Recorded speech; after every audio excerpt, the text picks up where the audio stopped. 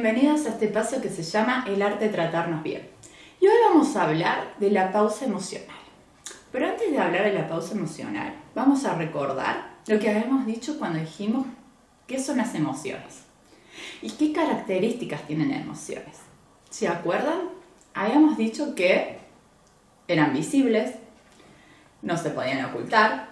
Sí, por ahí quizás alguno que sea bueno las puede simular, pero enseguida salen a la luz. Dijimos que eran universales, se presentan en todos los seres humanos sin distinción de sexo, edad, cultura, nada. Siempre son universales. Y también habíamos dicho que son pasajeras, son efímeras.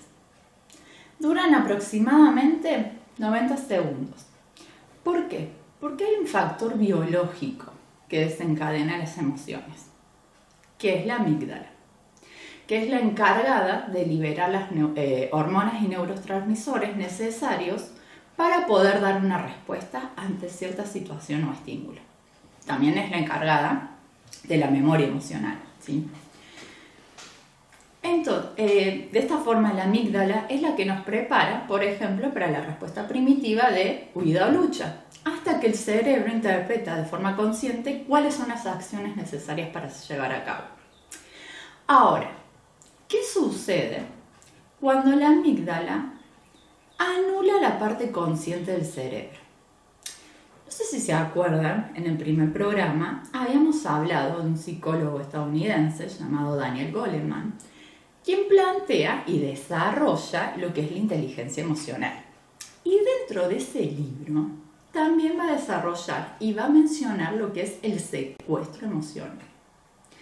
¿Qué quiere decir el secuestro emocional? Quiere decir esto: cuando la amígdala se apodera, por así decirlo, de nuestro cerebro consciente y comienza a emitir constantemente estos hormonas y neurotransmisores que nos permiten reaccionar sin pensar.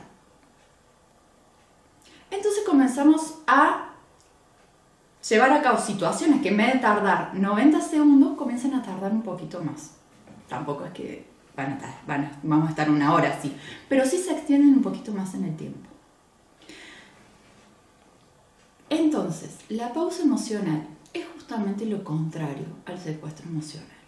Es justamente el instante previo en el cual el cerebro toma conciencia, una vez que fueron liberadas las emociones por las amígdalas, y toma las acciones necesarias para evitar ciertas situaciones que pueden ser perjudiciales para nosotros mismos o para un otro. De esta forma anula el secuestro emocional. Pero para realizar la pausa emocional es necesario poder practicarla y tomar conciencia de ello. ¿Se acuerdan que también habíamos hablado de que antes de poder reaccionar cuando pasa una emoción, yo tengo que esperar por lo menos 2 minutos? O la típica que te dicen, contá hasta 100 antes de responder, antes de actuar. Justamente tiene que ver con esto, con poder aplicar la pausa para evitar ese secuestro emocional.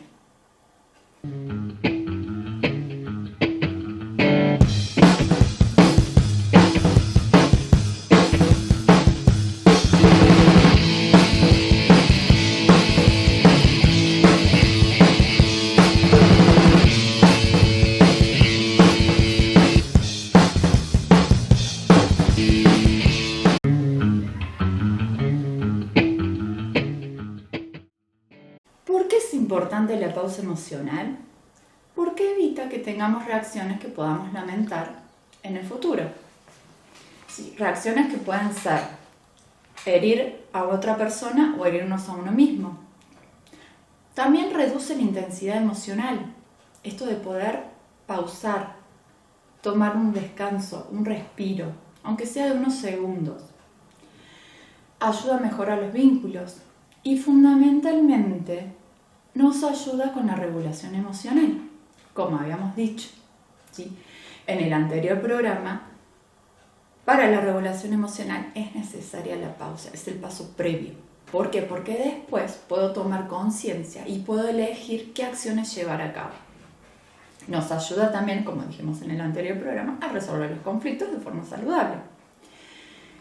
De esta manera, la pausa emocional no evita la emoción, no niega la emoción, no reprime la emoción, pero sí nos devuelve el eje y el centro. Nos ayuda a volver consciente, a reconocerla, a esa emoción. Y fíjense en que siempre estoy hablando de emoción y no de sentimiento. Recuerdan, porque aquel que sabe, aquel que se acuerda el por qué o se está dando cuenta de por qué hablo de emoción y no de sentimiento, que me lo haga saber. Nos vuelve consciente la emoción. Y de esa forma, al volver consciente la emoción, al volvernos de nuevo al eje, al volvernos de nuevo al equilibrio, podemos resolver los conflictos de forma saludable y podemos mejorar nuestras relaciones interpersonales hacia un otro y también intrapersonales. Porque muchas veces por ahí, esto que nos dice Goleman cuando se produce secuestro emocional, no es solamente agredir a un otro, hay también una autoagresión que puedo aplicarme, fruto de dejarme llevar por mis emociones. De ahí la importancia de la pausa emocional. ¿Es fácil aplicar la pausa emocional? Depende de las situaciones. A veces sí, es verdad, nos dejamos llevar, pero es necesario poder practicarla. Es como todo, se necesita practicar. Y cuanto más la practiquemos, más incorporada la vamos a tener y vamos a sufrir menos este secuestro emocional. Por así decirlo, pasa mucho, por ejemplo, en nuestra vida cuando vamos evolucionando. Los niños son pura emoción. Al ir creciendo y al ir incorporando pensamientos y construcciones más cognitivas, pueden ir incorporando otros tipos de estrategias. Pero al principio el niño se deja llevar mucho por sus emociones, hasta que aprende. Lo mismo pasa con nosotros.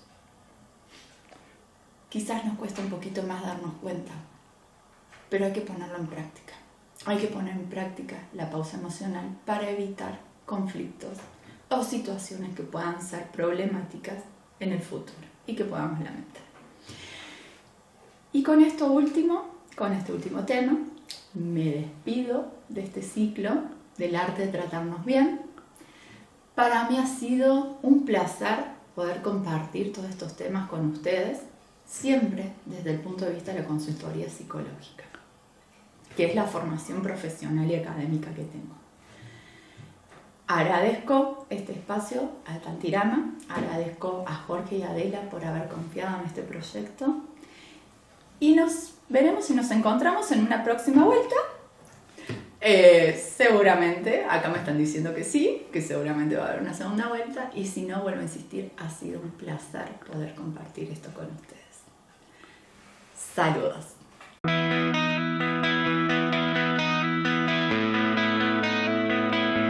El arte de tratarnos bien es respeto.